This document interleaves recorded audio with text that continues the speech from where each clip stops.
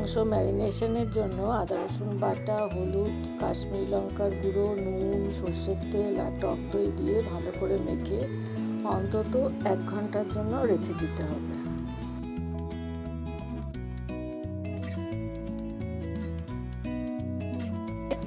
তেল গরম হলে নুন হলুদ মাখানো আলুগুলো ছেড়ে দিতে হবে এবং ভাজতে হবে গোল্ডেন কালার হওয়া অবধি।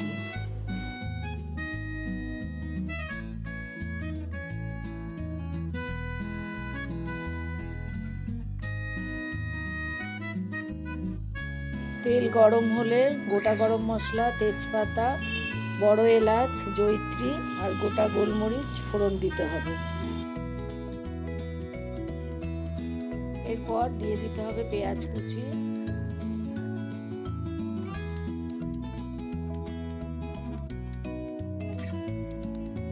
পেঁয়াজ কুচির সাথে দিয়ে দিলাম নুন আর পেঁয়াজ বাটা, তারপর দিলাম আদা রসুন বাটা। এবার এটাকে ভালো করে কষিয়ে নিতে হবে, ভাজা ভাজা মতো করতে হবে। ভাজা হয়ে গেলে এবারে দিয়ে দেব হলুদ গুঁড়ো, জিরে গুঁড়ো,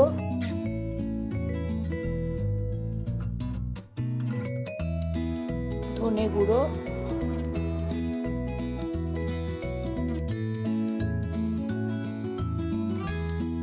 লঙ্কার গুঁড়ো দিয়ে দিতে হবে।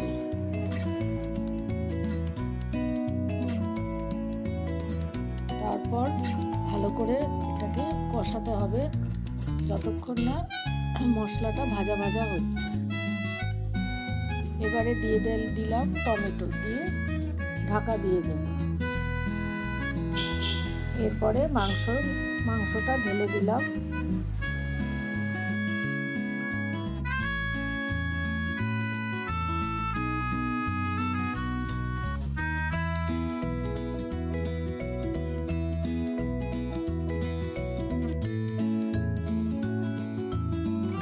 মাংসটাকে ভালো করে নাড়িয়ে নিতে হবে।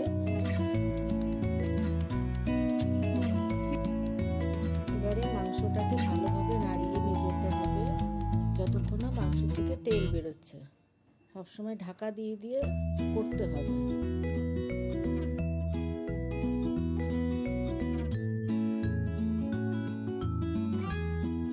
এইবারে মাংসটা প্রায় কষানো হয়ে গেছে, তারপরে প্রেসার কুকারে দিয়ে দিতে হবে এবং আলু ও পরিমাণ মতো জল দিয়ে প্রেসার কুকারের মুখ ঢাকনা আটকে একটা সিটি দেওয়া অবধি অপেক্ষা করতে হবে।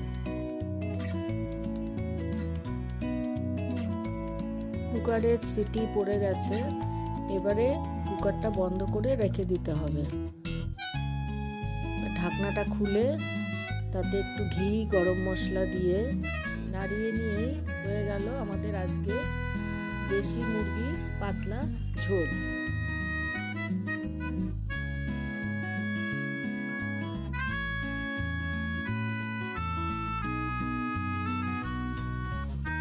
শীতের দুপুরে দেশি মুরগির পাতলা ঝোল এবং গরম ভাত আশা করি তোমাদের সবার খুব ভালো লাগবে।